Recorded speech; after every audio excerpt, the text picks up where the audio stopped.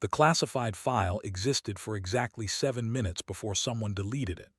7 minutes of digital evidence showing what happened over the Hindu Kush Mountains on March 15, 2023. But deleting a file doesn't erase the memory of the 3 men who watched it happen through thermal imaging scopes, or the radio chatter that went silent for 47 seconds after the impossible shot. Major Alina Raven Blackwood wasn't supposed to be there. Her F-16 Fighting Falcon wasn't scheduled for the sortie. Hell, according to the official flight roster, she was grounded pending a psychological evaluation after what command called concerning behavior patterns during her last mission. But sometimes the most important moments in military history happen when someone isn't supposed to be there. The story begins 6 years earlier when a ghost operation started eliminating high-value targets across 3 continents. No fingerprints, no witnesses, no pattern anyone could trace. Intelligence agencies called it the Blacklist, a shadowy network that seemed to know exactly when and where to strike. Every attempt to infiltrate it failed. Every lead went cold. The operation became legend among military contractors, the kind of whispered story that circulated through secure channels and disappeared into classified briefings. What they didn't know was that the network had been watching them back, learning their methods, anticipating their moves. For 6 years, the Blacklist stayed 3 steps ahead of every military force on Earth, turning the global war on terror into a chess game where they controlled both sides of the board. Alina Blackwood had been tracking unusual aircraft signatures for months, flight patterns that didn't match any known military or civilian operations. Her commanding officers dismissed her reports as coincidence. Equipment malfunction, pilot fatigue, the kind of things that happen when someone pushes too hard for too long in a cockpit. They recommended psychological evaluation, rest, maybe a desk job. She ignored them all. The morning of March 15th, Alina's radar picked up something that shouldn't have existed, a stealth aircraft flying at Angels 25, completely invisible to everyone except her modified detection array. She'd been tweaking the system for months, adjusting frequencies, hunting for signatures that conventional radar couldn't see. Her call sign, Raven, wasn't just military tradition. It was a promise. Ravens see things others miss. They remember what others forget. As she banked her F-16 toward the unknown contact, Alina couldn't have known that her next decision would unravel the most sophisticated military deception in modern warfare. She couldn't have known that the ghost aircraft contained files proving that the Blacklist wasn't just watching military operations, it was orchestrating them, creating conflicts, engineering outcomes, playing puppet master with global security. All she knew was that something was wrong with the sky above Afghanistan, and she was the only pilot close enough to find out what. The radio crackled. "Raven, you are not cleared for intercept. Return to base immediately."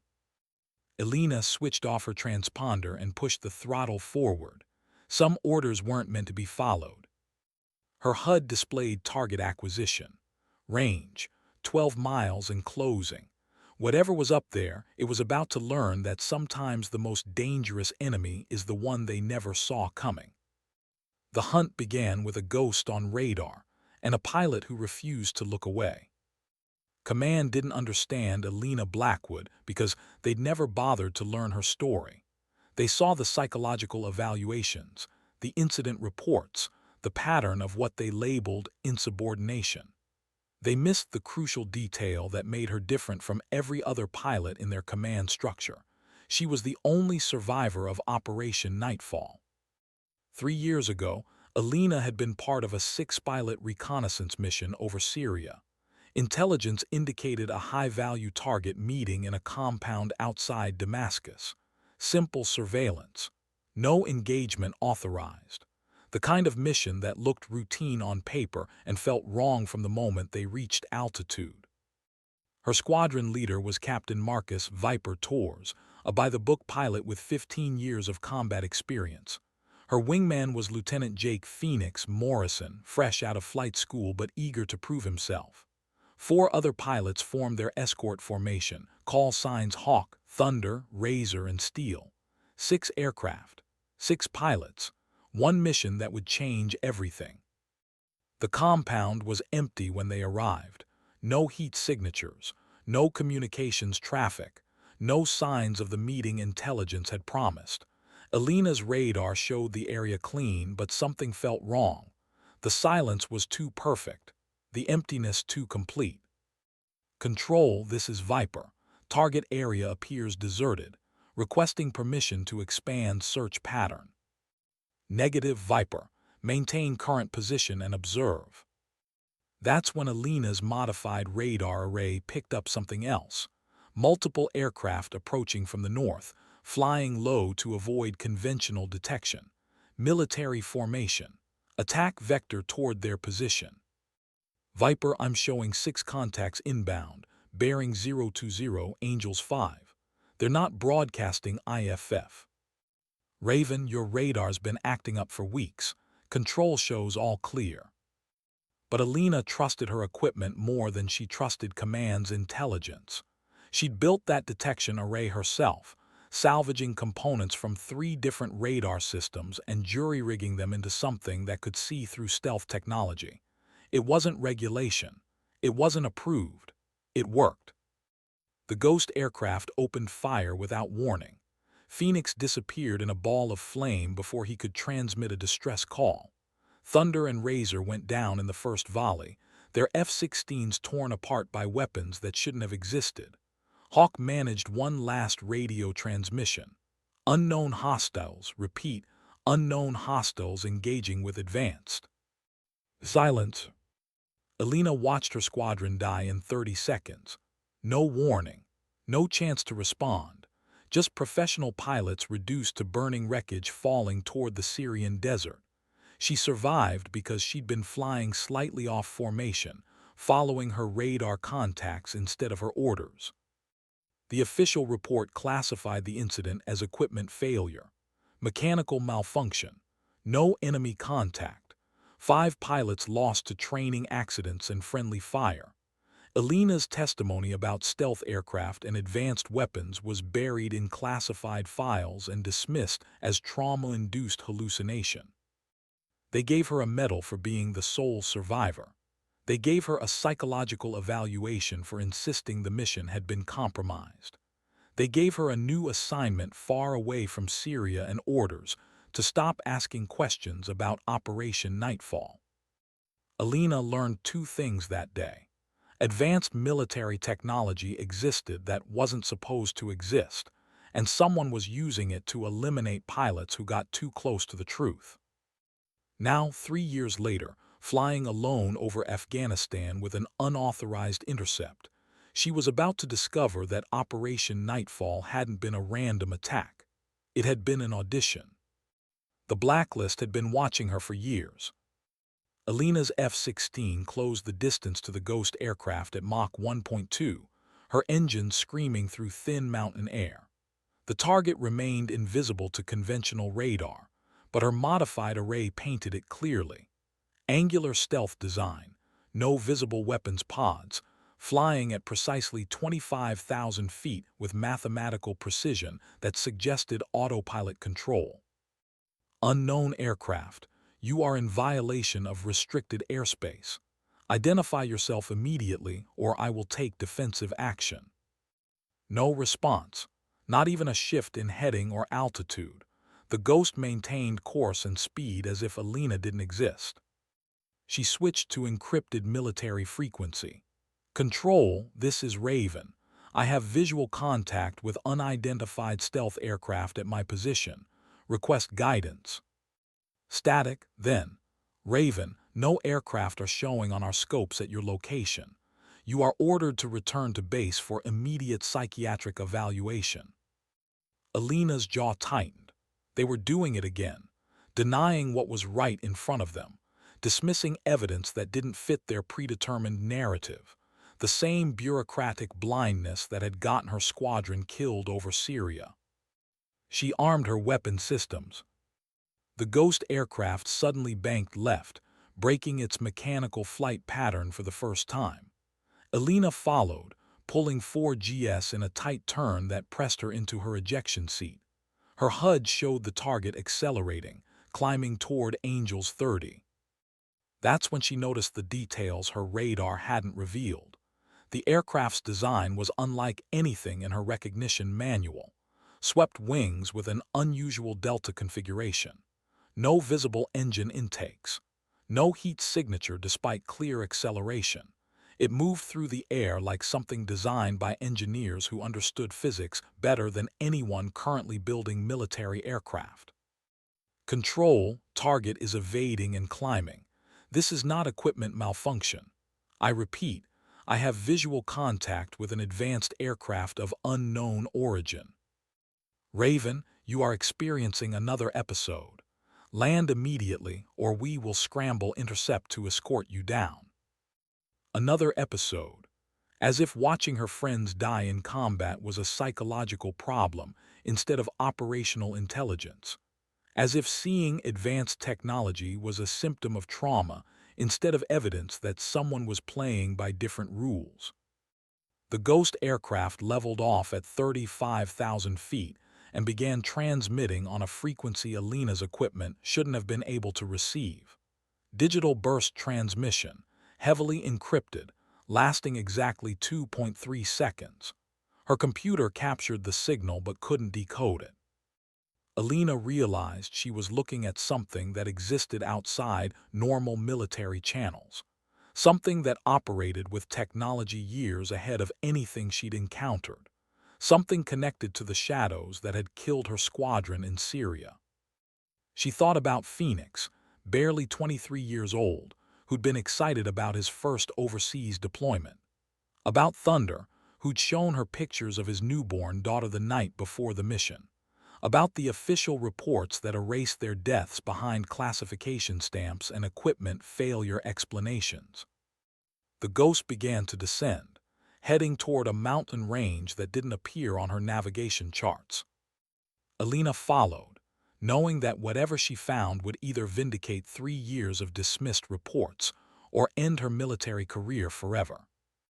Either way, she was done flying away from the truth.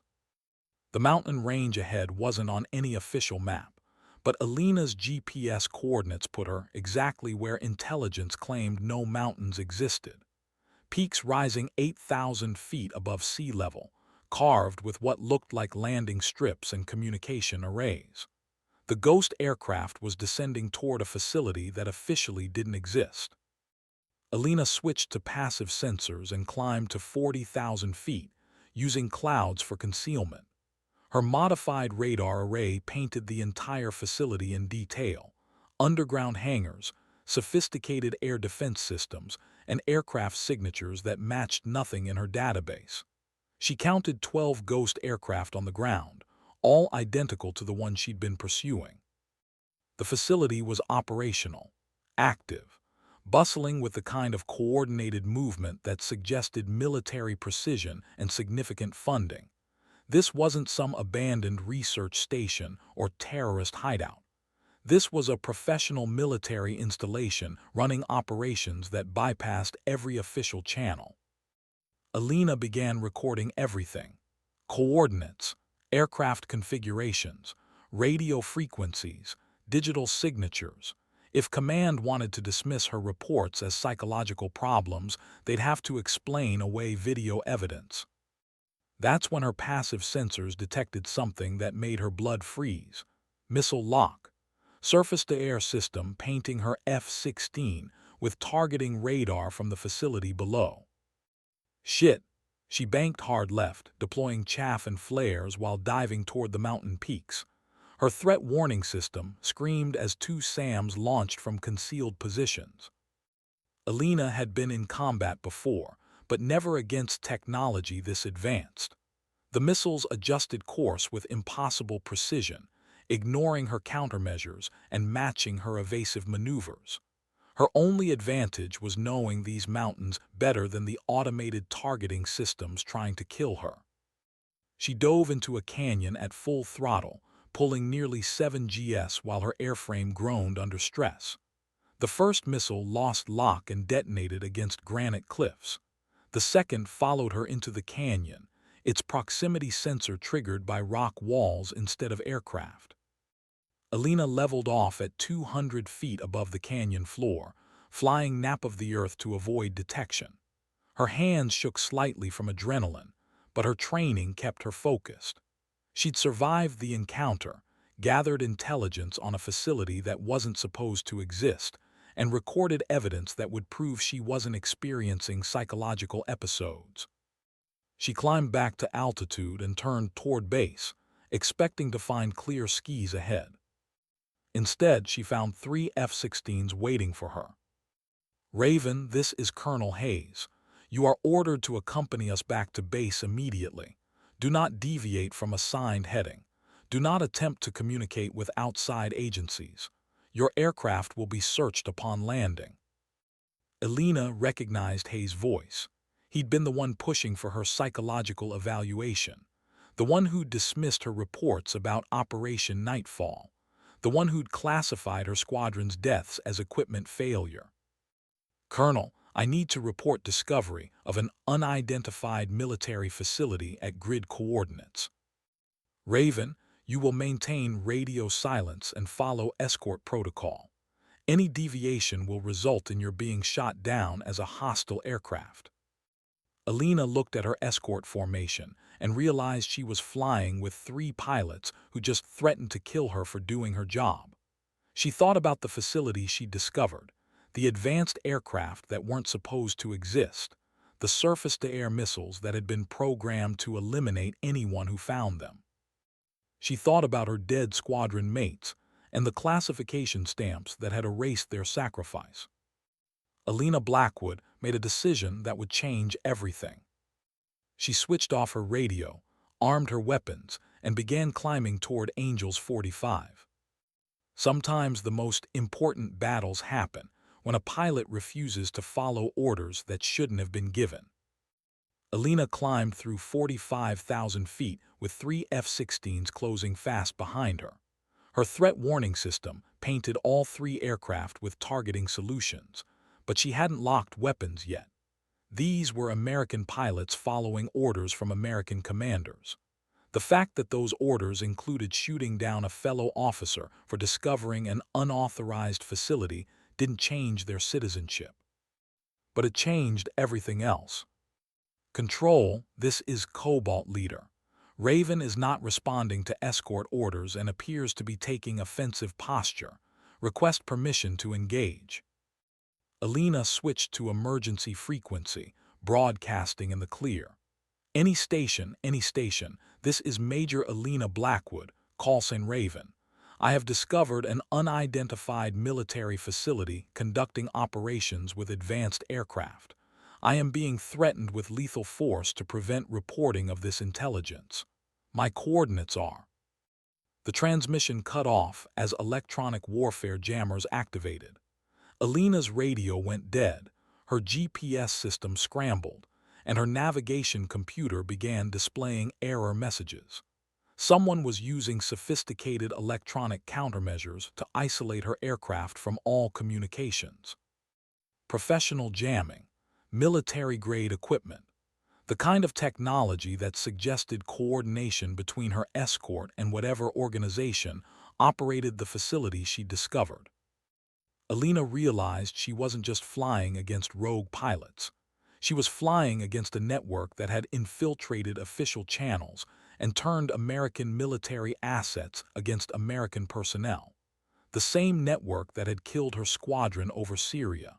The same network that had been operating in shadow for 6 years. The Blacklist. Cobalt Leader fired a warning shot, 20 cannon rounds streaking past Alina's canopy. "Raven, descend immediately and assume escort position. This is your final warning." Alina armed her AIM-120 AMRAAM missiles and selected Cobalt Leader as target. Her finger hesitated over the trigger. These pilots might not know they were working for a shadow organization. They might believe they were following legitimate orders to contain a psychologically unstable officer. Then she remembered Phoenix, burning alive in Syrian airspace, while command dismissed the attack as equipment failure. Alina squeezed the trigger. The AMRAAM launched at Mach 4, its radar seeker painting Cobalt leader with terminal guidance. The missile covered 12 miles in 8 seconds, too fast for evasive maneuvers and too advanced for the countermeasures on a standard F-16. Cobalt leader disappeared in a flash of light and debris. Jesus Christ, she killed Hayes. Cobalt 2's voice cracked with shock. Control, Raven has fired on American aircraft.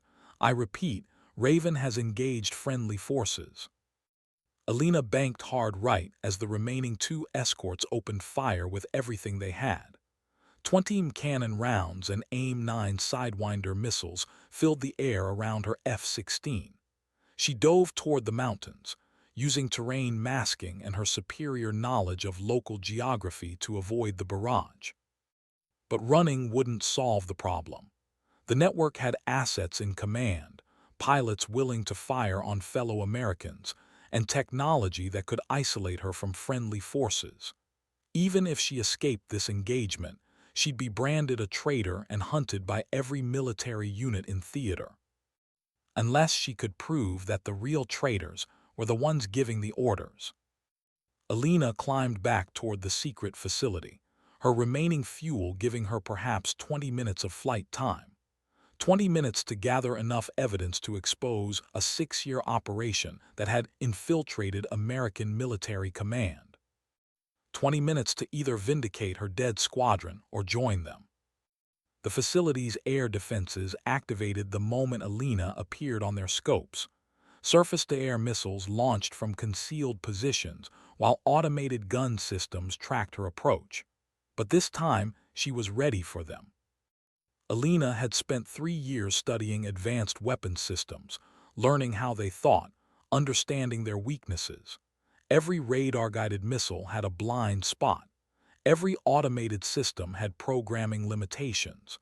Every advanced facility needed power and communications to function. She identified the facility's main power station, a hardened structure on the eastern perimeter, protected by point defense guns but vulnerable to direct attack. Alina armed her remaining AMRAAM and selected the power station as target. The missile streaked down at Mach 4, penetrating the facility's defenses and detonating against the power station's main transformer. Lights went out across the installation. Air defense systems went offline. Communications arrays went dark. In the sudden silence, Alina dove toward the main hangar complex and activated her aircraft's gun camera. She needed visual evidence of the ghost aircraft, serial numbers, anything that would prove the facility's existence to investigators who couldn't dismiss video footage. The hangar doors were open, revealing 12 stealth aircraft identical to the one she'd pursued. But as Alina flew closer, she realized these weren't foreign aircraft or experimental prototypes. They were American, modified F-22 Raptors with stealth enhancements and weapons systems that weren't supposed to exist. Each aircraft bore the insignia of a unit that had been officially disbanded 5 years ago, the 413th Fighter Squadron, the Black Ravens. Alina's call sign wasn't coincidence, it was recruitment. The Blacklist hadn't been infiltrating American military operations. It had been created by them. A shadow squadron operating outside official channels, using advanced technology to conduct operations that regular military command couldn't authorize. The pilots who'd killed her squadron over Syria hadn't been foreign agents. They'd been Americans.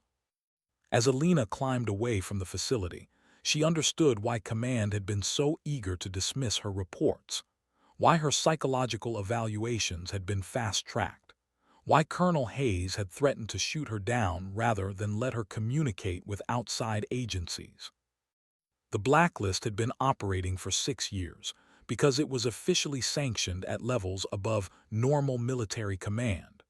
A black operations unit with technology, funding, and authority that bypassed congressional oversight and international law. They'd been watching her since Operation Nightfall, evaluating her as a potential recruit. Her modified radar systems, her willingness to operate outside official channels, her ability to survive against advanced technology, all the qualities that made her dangerous to normal operations made her valuable to shadow operations. The job interview had lasted 3 years. She just failed it by choosing loyalty to her dead squadron over loyalty to the organization that had killed them. Alina's fuel gauge showed 15 minutes remaining. Not enough to reach any friendly airfield, but enough for one final transmission if she could get above the jamming altitude. She climbed toward 50,000 feet, her engines straining in the thin air. At Angels 52, her radio crackled back to life. "Mayday, Mayday. This is Major Alina Blackwood broadcasting in the clear. I have discovered a black operations facility using modified American aircraft to conduct unauthorized missions. The organization known as the Blacklist is American military personnel operating outside official channels. Evidence is recorded on my aircraft systems. If this transmission is received, investigate coordinates 34 degrees, 47 minutes north, 69 degrees, 12 minutes east." Alina repeated the coordinates 3 times before her radio went dead again. Electronic jamming systems had found her frequency and cut off her transmission. But 14 minutes of fuel remained, and she knew exactly how to use them. She rolled inverted and dove toward the secret facility at full throttle, her F-16 accelerating past Mach 1.5 in the thin mountain air. Her aircraft's targeting computer locked onto the main hangar complex, where 12 modified F-22s sat exposed by the power outage. If she couldn't expose the Blacklist with testimony, she'd expose them with the kind of explosion that would be visible from satellites. Alina's dive toward the hangar complex at 52,000 feet gave her a perfect view of the entire operation. The facility wasn't just hiding advanced aircraft, it was manufacturing them. Production lines, testing facilities, pilot training simulators, everything needed to build and operate a shadow air force. More disturbing were the personnel she could see through her aircraft's targeting system. American uniforms, American vehicles, American logistics support. This wasn't foreign infiltration or terrorist organization. This was a parallel military structure operating within the official one, using American technology and American personnel to conduct operations that Congress had never authorized. The Blacklist had been hiding in plain sight for 6 years because it was never separate from official military operations. It was a compartmentalized division of them, with classification levels that kept its existence secret from the very people it was supposedly protecting. Alina's F-16 passed through 30,000 feet at Mach 2, her airframe groaning under stress from the emergency dive. Her targeting computer showed impact in 47 seconds, plenty of time for the facility's personnel to evacuate the hangar area, but not enough time to move 12 multi-million-dollar aircraft. That's when her radio crackled with a transmission on a frequency she'd never heard before. "Raven, this is General Morrison. Real name, Patricia Morrison, commander of Special Access Program Nightshade. You need to abort your attack and listen to what I'm about to tell you." Alina's blood went cold. Morrison was Phoenix's last name. Her dead wingman from Operation Nightfall had been Lieutenant Jake Morrison, 23 years old, eager to serve his country. "Your wingman Jake Morrison was my son. The pilots who killed him over Syria weren't following my orders. They were following orders from a network that had infiltrated my operation and was using it for purposes I never authorized." Alina maintained her dive angle but reduced throttle, buying time to process the transmission. The Blacklist was created as a defensive program, designed to identify and eliminate foreign infiltration of American military technology.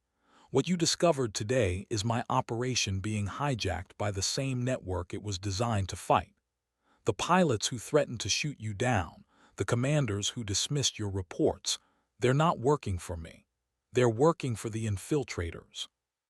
"Bullshit," Alina's voice was tight with rage. "I watched your aircraft kill my entire squadron. You watched stolen aircraft flown by hostile personnel eliminate witnesses to their operation. My son was killed because he was flying with the one pilot whose sensor modifications could detect their stealth technology. They weren't targeting your squadron randomly. They were targeting you specifically, and killing everyone else was just operational security." Alina's dive brought her through 20,000 feet with 31 seconds to impact. The hangar complex filled her targeting display, 12 modified F-22s sitting exposed to destruction. "Those aircraft you're about to destroy are the only remaining loyal assets in my program.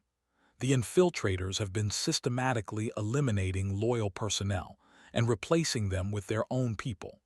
What you think is a shadow conspiracy is actually a resistance operation against the real conspiracy." "Then why didn't you contact me 3 years ago? Why did you let me think I was crazy?" "Because we didn't know who we could trust. Your psychological evaluations, your dismissed reports, your isolation from command structure. We thought you might be compromised. It wasn't until today, when you chose to investigate instead of following orders to stand down, that we realized you were clean." Alina's F-16 screamed through 15,000 feet, 24 seconds to impact. Her finger hovered over the abort button for her targeting system. "Prove it," Alina said. "Your modified radar array uses components from 3 different systems: APG-70 from a damaged F-15, APG-68 from an F-16 Block 50, and APG-77 components you acquired through unauthorized channels. The specific frequency modulations you developed can detect our stealth technology because they're based on defensive algorithms I personally wrote 15 years ago." Alina had never told anyone the technical details of her sensor modifications. She'd built them in private, tested them in secret, and kept the specifications to herself because revealing them would have resulted in court-martial for unauthorized equipment modifications. Only someone with access to the most classified aspects of stealth technology could have analyzed her system well enough to identify its components. Alina hit the abort button and pulled out of her dive at 8,000 feet, her aircraft shuddering under 8 gs of stress. She leveled off at 5,000 feet and circled the facility, her weapons still armed but no longer targeted. "What do you want from me, General?" "I want you to help me take back my program from the people who murdered your squadron. I want you to help me expose a conspiracy that has been using American military assets to destabilize global security for 6 years. And I want you to help me make sure Jake Morrison and his squadron mates didn't die for nothing." Alina looked down at the facility that housed 12 aircraft capable of operations beyond anything in the official military inventory. Aircraft that could have prevented dozens of terrorist attacks if they'd been used for their intended purpose, instead of being hijacked by whatever network had infiltrated General Morrison's program. "What's the mission, General?" "Find out who's giving the orders to kill American pilots, and kill them first." Alina armed her weapons systems and began climbing toward operational altitude. For the first time in 3 years, she had orders that made sense. The briefing took place in a bunker 50 feet below the facility's main hangar, accessed through tunnels that didn't appear on any architectural plan. General Morrison was a compact woman in her 50s with graying hair and the kind of controlled intensity that suggested decades of handling classified operations. The Blacklist was established 6 years ago as Special Access Program Nightshade, Morrison began, displaying holographic tactical maps that Alina had never seen before. "Our mission was to identify and eliminate foreign infiltration of American aerospace technology. We discovered that several allied nations had been reverse engineering our stealth capabilities and selling them to hostile actors." Alina studied the maps, recognizing flight patterns that matched the ghost aircraft she'd been tracking for months. "So you built better aircraft to hunt down the compromised ones?" Exactly. 12 modified F-22 Raptors with stealth enhancements that made them invisible to existing detection systems. We called them Ravens, aircraft that could see without being seen, hunt without being hunted. Then what went wrong? Morrison's expression darkened. We started finding evidence that the technology leaks weren't accidental. Someone inside American military command was deliberately transferring specifications to foreign buyers. When we tried to investigate, our personnel started dying in training accidents and equipment failures. Elena thought about her squadron's deaths over Syria, officially classified as mechanical malfunction. How many accidents? 17 pilots over 3 years, all of them working on investigation of the technology transfers, all of them killed by weapons that officially don't exist. The holographic display showed incident reports from across the globe. F-16s shot down over Syria, F-18s lost over the Pacific, A-10s destroyed in Iraq. Every incident classified as equipment failure or training accident. Every pilot involved in investigating unauthorized technology transfers. The network infiltrating our operations wasn't just stealing technology, Morrison continued. They were systematically eliminating anyone who could expose them. My program was hijacked and turned into the enforcement arm of the conspiracy it was supposed to investigate. Elena realized she was looking at evidence of a war that had been fought in shadow for 6 years, with American pilots killing American pilots, while official military command remained unaware of the conflict. Who's running the network? We don't know. The investigation trail goes cold at classification levels above my clearance. Whoever's coordinating this operation has access to presidential-level authorization codes and unlimited black budget funding. Morrison activated another display showing organizational charts with dozens of redacted names and classified positions. What we do know is that they've been testing potential recruits for years, evaluating pilots who show exceptional skill and willingness to operate outside official channels. Elena studied her own file on the display. 3 years of incident reports, psychological evaluations, and mission analyses. Her unauthorized sensor modifications, her persistence in investigating dismissed reports, her survival of Operation Nightfall, all of it carefully documented and assessed. They've been watching me since Syria. They've been watching everyone, testing loyalty, measuring capability, identifying pilots who could be recruited or eliminated as necessary. Your psychological evaluations weren't medical assessments. They were recruitment interviews. Elena felt sick.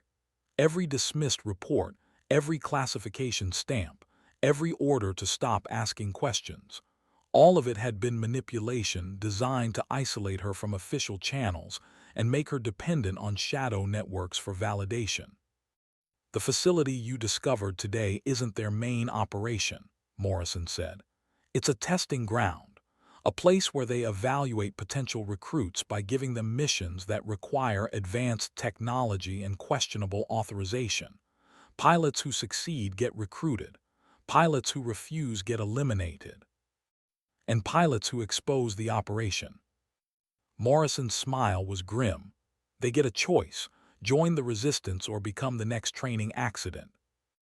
Elena looked at the classified files spread across the holographic display. Dozens of American pilots dead, hundreds of technology transfers unauthorized. A shadow war fought with American aircraft against American personnel.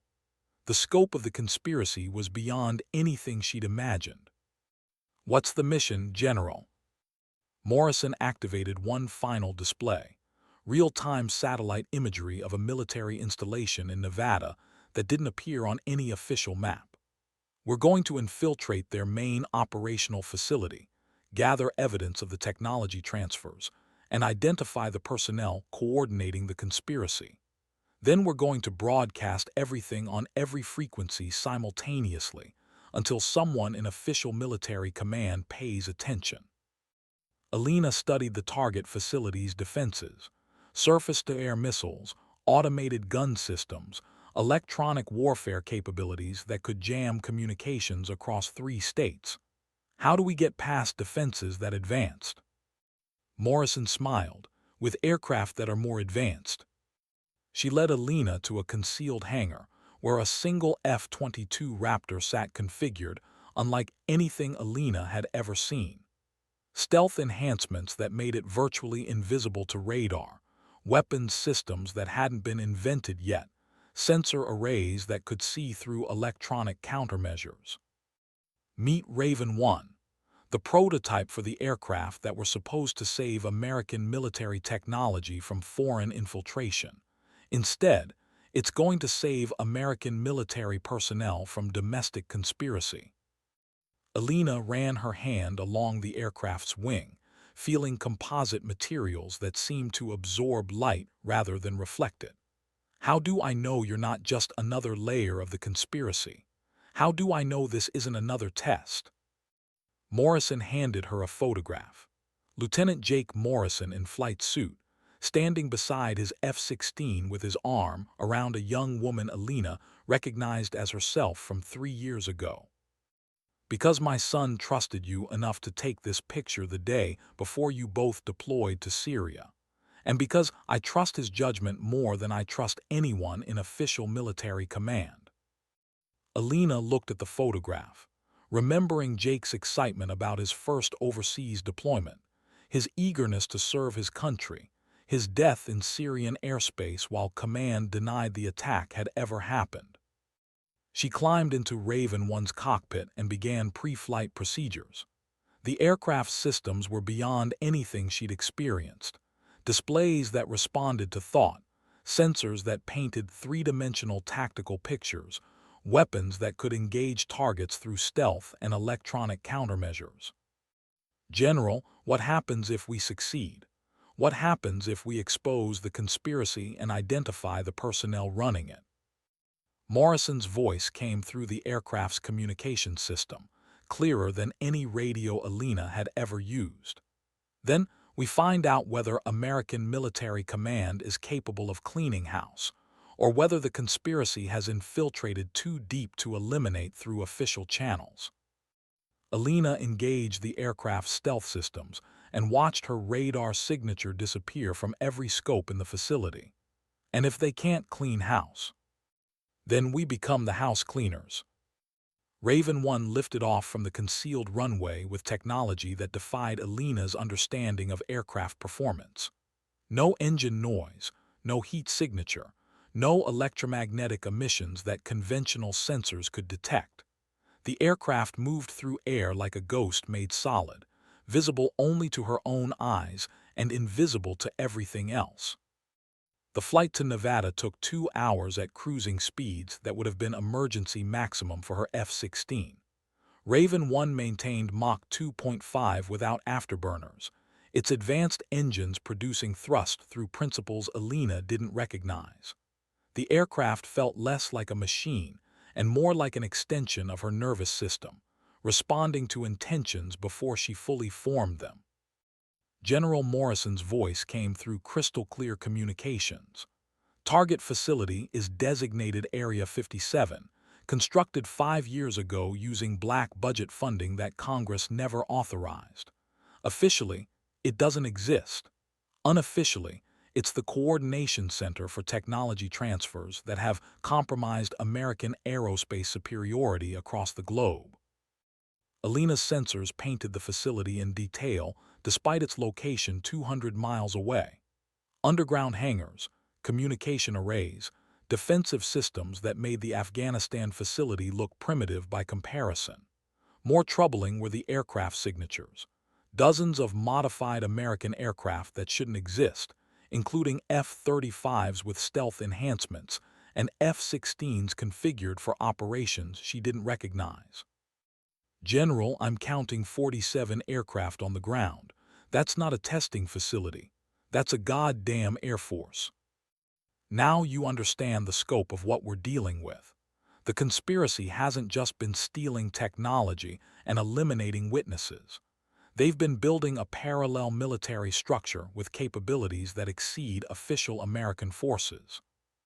Alina's tactical display showed defensive systems activating around Area 57. Surface-to-air missiles, automated gun systems, electronic warfare arrays that could jam communications across half the continent. But Raven One's stealth technology made her invisible to all of them. Raven, you're cleared for reconnaissance approach. Get close enough to document their aircraft configurations and personnel. We need evidence that will stand up to congressional investigation. Alina descended to 500 feet and approached the facility from the west, using mountain terrain to mask her approach. Her sensors recorded everything: aircraft serial numbers, personnel uniforms, communications frequencies, operational procedures. Evidence that would prove the existence of an unauthorized military force operating within American borders. That's when she noticed something that made her blood freeze. The personnel uniforms bore the insignia of units she recognized. Not just Air Force, but Army, Navy, Marines, CIA, NSA. Representatives from every branch of American military and intelligence services, working together in a facility that officially didn't exist. This wasn't foreign infiltration or rogue conspiracy. This was sanctioned operation at levels so classified that regular military command had no knowledge of its existence. General, the personnel down there aren't infiltrators. They're official American military personnel from